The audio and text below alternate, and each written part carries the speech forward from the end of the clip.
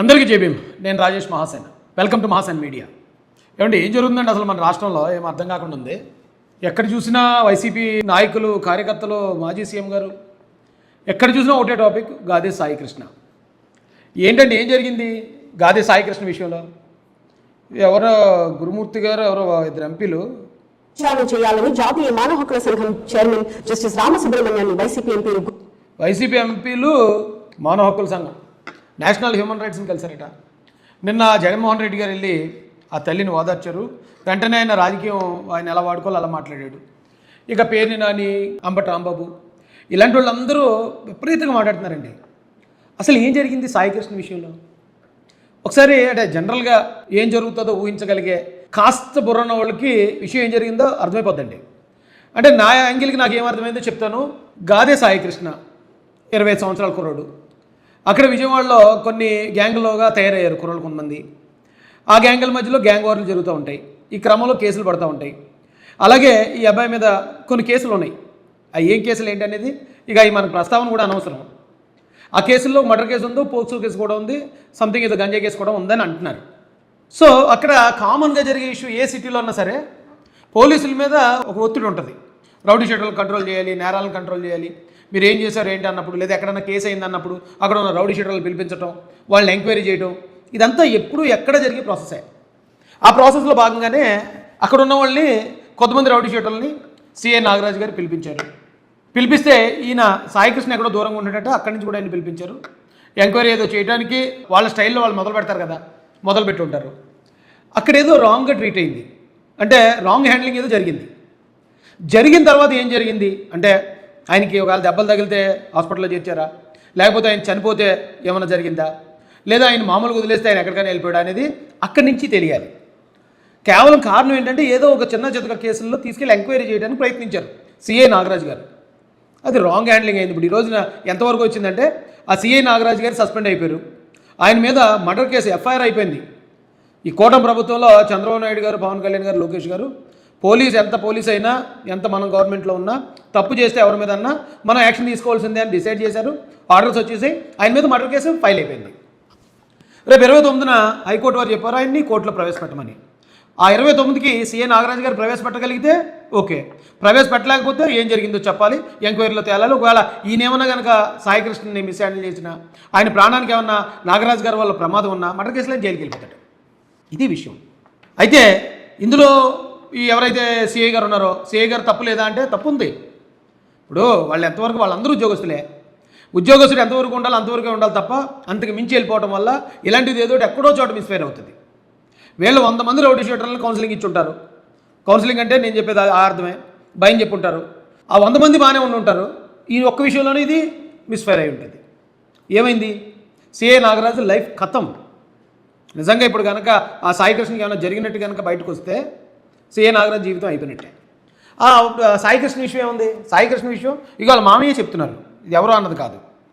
అయిపోయింది. Is the rowdy sheeter. ఈయన ఇప్పుడు ఏం చేస్తాడు, రేపు ఏం చేస్తాడు. మా పిల్లోడి బాడీ ఇవ్వండి, ఇన్ కేసు మీరు చంపినీయాల. మీరు కాకపోతే రేపు ఇంకోటి చంపుతాడు, ఆ వేలో ఉన్నవాడిని. Is the rowdy sheeter, body ఇవ్వండి. మీరు కాకపోతే ఇంకొకటి అన్న రేపన్నా ఇంకొకటి చేతిలోనే చచ్చిపోతాడు, బాడీ ఇవ్వండి అని మాత్రం వాళ్ళ మామయ్య గారు మాట్లాడుతున్నారు. సో ఆయన ప్రాణానికి బంధువుల్లో ఎంత విలువ ఉందో మనందరికీ తెలిసిందే. కానీ సిఐ నాగరాజు గారి కెరీర్కి, సిఐ నాగరాజు ఈవేళ సిఐగా ఉన్నాడు, ఆయన రేపు డిఎస్పీ అవుతాడు. ఆ తర్వాత ఇంకా పెద్ద స్థాయికి వెళ్ళే అవకాశం ఉంటుంది. ఆ కుటుంబం, భార్య, పిల్లలు, బంధువులు అయిపోయినట్టే కదా సినిమా. ఆయన జీవితం ఇంకంతే, మనం ఏం చెప్పలేము. అయితే ఇది సాయికృష్ణ లైఫ్కి ఉన్న వాల్యూ, అది వాళ్ళ కుటుంబ సభ్యుల్లోనే. అయితే ఇప్పుడు నిజంగా ఆ కుటుంబ సభ్యులే ఈవేళ కదా రేపన్నా పోతాడు, ఎవరో ఒకటి చేతిలోనే పోతాడు, అదేం పెద్ద విషయం కాదని కుటుంబ సభ్యులే వదిలేసిన సాయికృష్ణ కోసం జగన్మోహన్ రెడ్డి గారు ఎంత ఫైట్, వైసీపీ ఎంత ఫైట్ చేస్తుంది. నిజంగా అబ్బాయి మీద ప్రేమ, నిజంగా ఏ రాజకీయ దురుద్దేశం లేదా? దీన్ని కూటమికి ఆపాదించేద్దాం, కులాల మధ్యలో గొడవలు పెట్టేద్దాం, కాపులను రెచ్చగొట్టేద్దాం అనే ఇంటెన్షన్ లేదా? ఒకసారి మీరు ఆలోచించి చూడండి.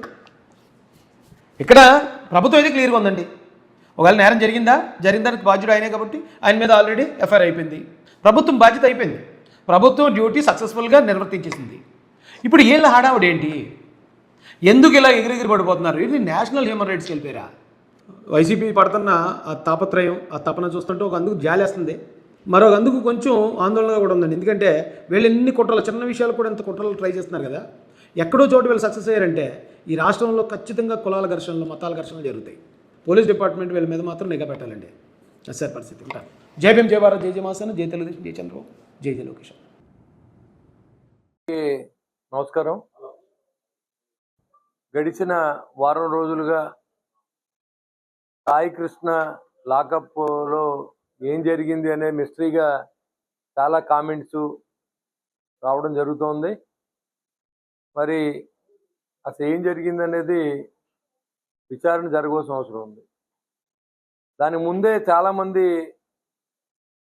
అసలు చనిపోయడం లేదనేది కూడా తెలియకుండా ఫోటోలు రిలీజ్ చేసి డెడ్ బాడీ ఇదని చెప్పినటువంటి సాక్షి ఛానల్ కానీ అంబటి రాంబాబు గారు కానీ నేను ఒక ఛాలెంజ్ చేస్తూ ఉన్నా. మీరు ఎవరు విచారణ జరగక్కర్లేదు. ఎందుకంటే ఆల్రెడీ మీ దగ్గర ఫోటోలు వచ్చేసినాయి. చనిపోయిన ఫోటోలు మీరు పెట్టారు, ఓ ఫేక్ ఫోటోలు అని నేను చెప్పినప్పుడు కూడా వినకుండా ఇతనే చనిపోయాడు, చంపేశారని చెప్తున్నారు.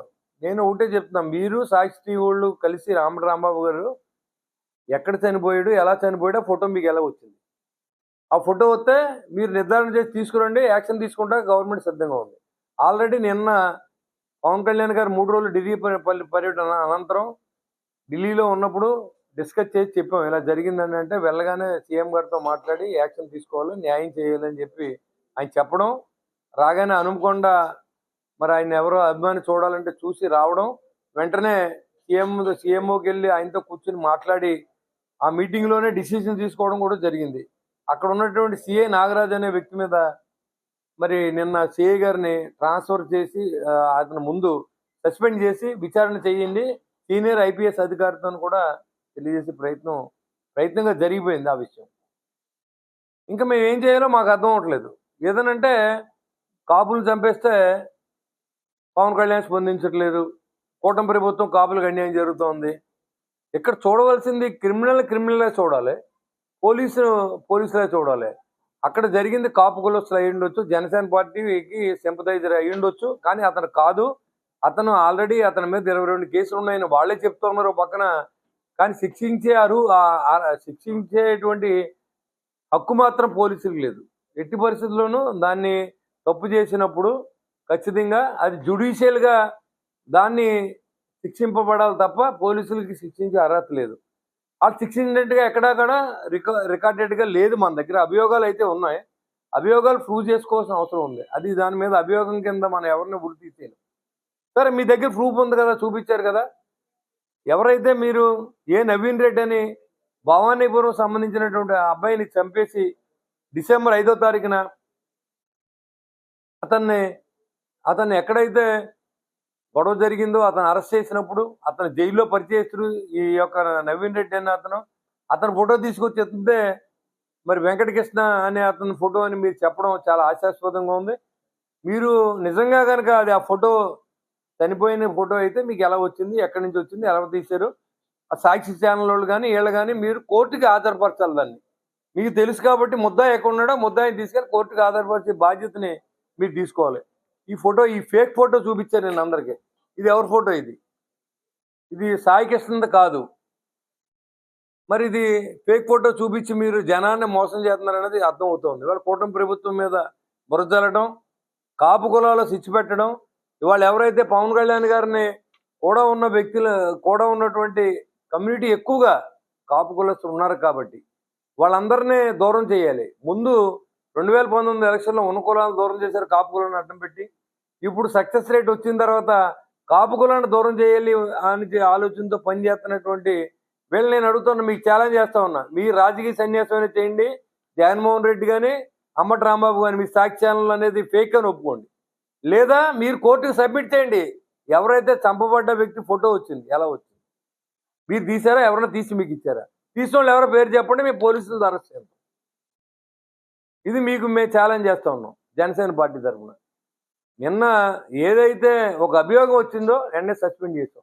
మీరు గత రోజుల్లో చూసుకుందాం ఒకసారి, వివేకానంద రెడ్డి హత్య కేసులో సిబిఐ ఎంక్వైరీ జరిగి అవినాష్ రెడ్డిని అరెస్ట్ చేస్తాకు వస్తే మీరు తీసుకెళ్ళి ఇచ్చారా అని అడుగుతాను. మీరు సిబిఐ ఎంక్వైరీ అన్నారు, సిబిఐ మీద పూర్తిగా నమ్మకంతో నీ మీద 18 కేసులు ఉన్నాయి. ఇవాళ వరకు వాయిదాలు కూడా వెళ్ళకోకుండా నువ్వు ఆంధ్రాలో కూర్చొని రాజకీయం చేస్తూ ఉన్నావు. అలాంటిది నువ్వు ఎంతసేపు పవన్ కళ్యాణ్ వీక్ చేస్తే కూటమి వీక్ అవుద్ది. కూటమికి అనేది ఇడిపోవాలి. ఇడిపోతేనే మీరు బాగుపట్టాలి. మళ్ళీ దోచుకోవచ్చు ఈ రాష్ట్రాన్ని. 5 సంవత్సరాల దోపిడీని జనం మర్చిపోయారు మీరు అనుకుంటున్నారు. మేమన్నామంటే ఇంకా స్ట్రాంగ్గా జనాన్ని పవన్ కళ్యాణ్ గారు నమ్ముతూ ఉన్నారు. గెలిచిన తర్వాత